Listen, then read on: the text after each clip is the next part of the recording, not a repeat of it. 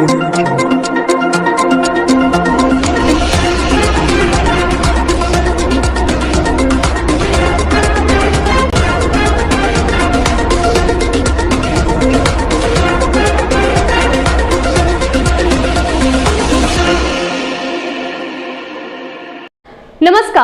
Asansol times में हमारे दर्शकों का बहुत बहुत स्वागत है। मैं आफरीन आज के शिल्पांचल की ताजा तरीन खबरों के साथ खबरों के सिलसिला को शुरू करते हैं, लेकिन उससे पहले लेते एक छोटा सा ब्रेक। कहीं मत जाइएगा, बने रहे हमारे साथ। Sponsored by 1011 grocery shop, sponsored by नीघा marriage hall, co-sponsored by Modern Furniture.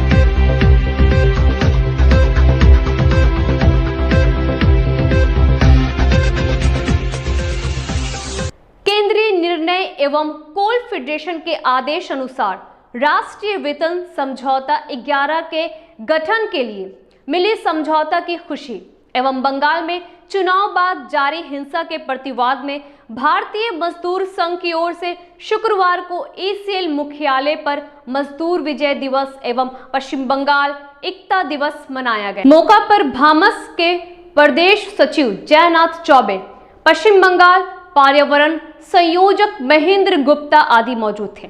इस अवसर पर जयनाथ चौबे ने कहा कि राष्ट्रीय कोयला वेतन समझौता 11 के गठन की कोल इंडिया प्रबंधन द्वारा मंजूरी देने के उपलक्ष्य में मजदूर विजय दिवस का पालन किया गया। आइए सुनते हैं हमारे संवाददाता राजन सिंह ने एक पदाधिकारी से बात की। आज आप लोगों ने कार्यक्रम किया ईसीएल मुख्यालय पर, ये कार्यक्रम का मुख्य उद्देश्य क्या था? देखिए, भारतीय मजदूर संघ का यह कार्यक्रम है और पिछले 2, 3, 4 से चल रहा है। ये अखिल भारतीय खदान मजदूर संघ के लिया गया कार्यक्रम था कि राष्ट्रीय कोयला वेतन समझौता 11 के गठन की प्रक्रिया पिछले 30 तारीख को स्टैंडार्डाइजेशन कमेटी में फाइनल हो गई प्रबंधन की तरफ से जी, और 6 तारीख को हस्ताक्षर हो जाएगा मांग पत्र पर, और 10 तारीख को जेबीसीसीआई के सभी सदस्यों का सभी श्रम संगठन के प्रतिनिधि अपना नाम प्रेषित कर देंगे। 15 तारीख तक यह सारा पूर्ण हो जाएगा और यह भारतीय मजदूर संघ जैसे देश के सबसे बड़े श्रम संगठन के द्वारा सार्थक प्रयास के माध्यम से सभी श्रम संगठन के प्रतिनिधियों को जो जेबीसीसीआई को रिप्रेजेंट करते हैं उनको एक मंच पर ला करके सर्वमान्यता बनाने में अपनी अहम भूमिका का निर्वहन किया है। ऐसे में एक तरह से यह हमारे श्रमिकों के बीच में ये जो भ्रम फैलाया जा रहा था कि NCW 11 नहीं मिलने वाला है और तरह तरह की बातें हो रही थी, उस पर विराम भी लगा और एक तरह से यह मजदूरों का बहुत बड़ा जीत है, तो जीत की खुशी में भी यह मनाया गया।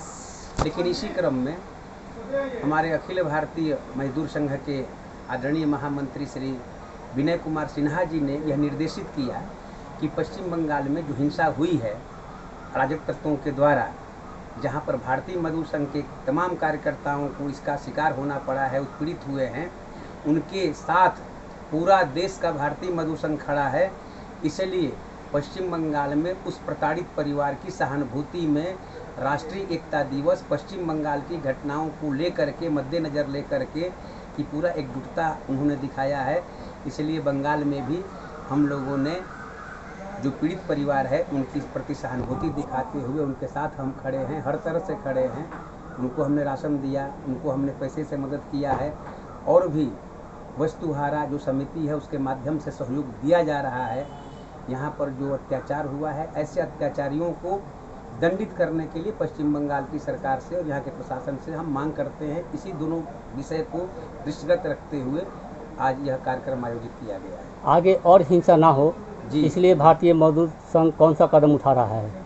आगे हिंसा ना हो तो भाई लोकतंत्र की स्थापना होगी तो हिंसा नहीं होगा। जहाँ लोकतंत्र है वहाँ हिंसा का कोई जगह नहीं है, जहाँ मानवीयता है वहाँ हिंसा का कोई जगह नहीं है। तो हम एक साथ रहते हैं, एक जगह रहते हैं। इस देश में पिछले 1950 से ही जो है चल रहा है, हमारा 47 से ही यहाँ पर सरकार बनी थी। तमाम चुनाव होते हैं, चुनाव तक ही जो है झगड़े सीमित रहते हैं। लेकिन यह पश्चिम बंगाल में इस तरह की घटना पहली व्यापक स्तर पर हुई है कि लोगों को घर छोड़ करके पलायन करना पड़ा। तो क्या आप मान रहे हैं कि पश्चिम बंगाल में लोकतंत्र नहीं है? अभी वर्तमान जो घटना घटी है उसके अनुसार तो हम मान ही रहे हैं कि यहाँ पर जो है लोकतंत्र की पूरी विफलता है। यहाँ का शासन प्रशासन बिल्कुल मौन है, इसलिए लोकतंत्र पुनर्स्थापित हो इसकी हम मांग कर रहे हैं। इसके लिए सबसे बड़ा दोषी किसे देंगे आप? सबसे बड़ा दोषी यहाँ के हम प्रशासन को देंगे कि जिन लोगों ने इस तरह का अराजकता फैलाया उनके खिलाफ में कोई जो है दंडात्मक कदम नहीं उठाया, उनको रोका नहीं, पुलिस मुक्त दर्शक बनी रही और आज भी अत्याचार हो रहा है। इसमें राज्य सरकार की भूमिका को कितना हद तक दोषी मानते हैं आप? राज्य सरकार के आदरणीय मुख्यमंत्री ने स्पष्ट कहा कि भाई हमारी सरकार नहीं थी, हम केयर टेकर चीफ मिनिस्टर थे, चुनाव आयोग के हाथ में था, इसलिए हमने कुछ एक्शन नहीं ये लिया। तो चुनाव बाद की हिंसा है, तो चुनाव बाद में तो राज्य सरकार का है। उस दिन तो सरकार नहीं ना गठित हुई, सरकार बनने के पहले उन्होंने स्टेटमेंट दिया कि हमारा उस बीच में सरकार नहीं था। 2 तारीख को परिणाम आए, 2 तारीख को परिणाम आने के बाद 3 तारीख 4 तारीख को यह घटना घटी मई में। उन्होंने इस तरह का कहा, तो जो शासन व्यवस्था में है वो पल्ला झाड़ सकता है क्या? कभी नहीं पल्ला झाड़ सकता है। इसलिए यदि किसी भी तरह की दुर्घटना होती है तो उसके लिए पूर्ण रूप से उस राज्य की या उस देश की सरकार होती है जहाँ अराजकता बढ़ता है। तो लोकतंत्र की स्थापना की मांग हम कब करते हैं? जब सारी व्यवस्थाएं ध्वस्त हो जाती, सारी संवैधानिक क्रियाकलाप बंद हो जाते हैं। यहाँ बंद है। अब एको हम द्वितीय नास्तिक की परिभाषा चलेगी तो ठीक नहीं ना है कि हमारा ही जो है सत्ता रहेगा तो हमारे ही सत्ता के नीचे लोग रहें। हम किसी भी विपक्षी को नहीं रहने देंगे। आज भी जो है ईसीएल के कई क्षेत्रों में कहा जा रहा है कि से भाई ये बीएमएस के लोग हैं, इनका मेंबरशिप जो है आप लिख करके दीजिए कि से हम मेंबरशिप नहीं लेंगे। ऐसा थोड़े होता है। हम उसका प्रतिवाद करते हैं, कड़ा प्रतिवाद करते हैं। जी धन्यवाद। कुल्टी सर्कल के स्कूल निरीक्षक शुभदीप शासमल सभी प्राथमिक स्कूल के बच्चों के लिए जूते बांटे। उन्होंने कहा कि राज्य सरकार की ओर से प्राथमिक स्कूल में पढ़ने वाले सभी बच्चों के लिए जूता उपलब्ध कराने का निर्देश दिया है।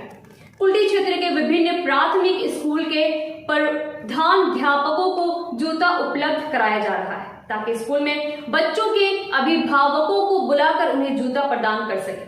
वहीं सर्किल कार्यालय के अधिकारी दिलीप गिरी ने बताया कि सरकार की ओर से बच्चों को निःशुल्क स्कूल ड्रेस, पुस्तकों के अलावा जूता दिया जाता है ताकि गरीब से गरीब बच्चे शिक्षा प्राप्त कर सकें।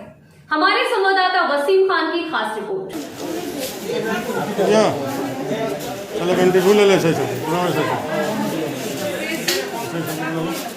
वही है सही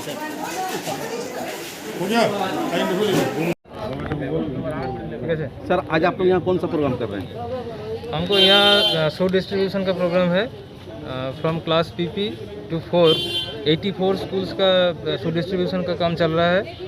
तो एक ही दिन में हमारा जो काम प्लानिंग किया है, सभी स्कूल आया है। स्कूल सब टोकन कलेक्ट कर रही है।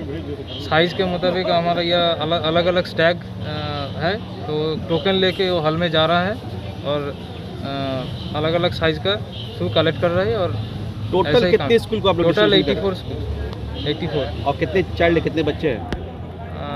Child approximate 11,000। More than 10,000 shoes will be distributed. Sir, being as SI Kulti circle, हम लोग देख रहे हैं कि कोविड में खासकर बच्चे बहुत ज़्यादा इफेक्ट हो रहे हैं और ऐसा लग रहा है कि वो लोग ज़्यादा डिप्रेशन का शिकार हो रहे हैं। इसके लेकर के आप क्या बोलोगे? आपके पास कोई सजेशन नहीं है, कोई सुझाव है? क्या करे गार्जियन के बच्चे डिप्रेशन में जाए? इनके लिए गार्जियन को तो अवॉइड होना पड़ेगा, मास्क पहनना पड़ेगा और खासकर वो जो वैक्सीनेशन का जो प्रोग्राम चल रहा है उससे उनको शामिल होना पड़ेगा। तो अवेयरनेस एडमिनिस्ट्रेशन से है। सभी टीचर्स को वैक्सीनेशन प्रोग्राम में शामिल किया जा रहा है। ठीक है, उनको वैक्सीनेशन का शेड्यूल चल रहा है। अभी वैक्सीनेशन ऑन है।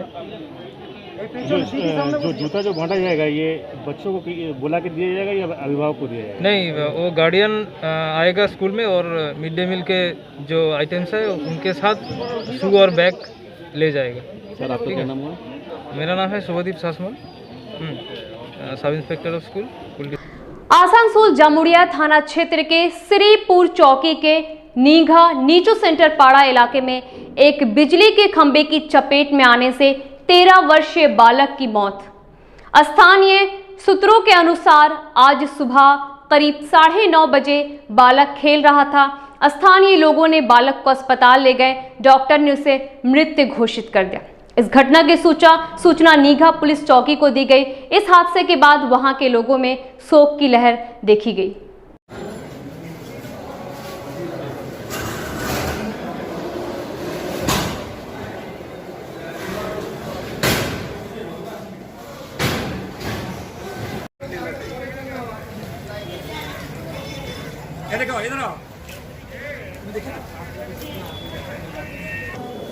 ঘটনায় ছোট বাচ্চা আছে নিহার মানে শ্রীপুর মোড়ে একটা স্টিলের পাইপ হাতে নিয়ে শ্রীপুর মোড়ে একটা দোকানের পিছনে কুয়া আছে, কুয়ার কাছে গিয়েছিল, কি করতে গিয়েছিল, ওইখানে ইলেকট্রিক পোল আছে, ইলেকট্রিক পোলে লেগে গেছে, বাস কারেন্ট মেরে দিয়েছে। ছোটো ভাই দেখলো, তাড়াতাড়ি গিয়ে বাঁশ দিয়ে ওকে মেরেছে, চট করে আমরা এই হসপিটালে নিয়ে এলাম।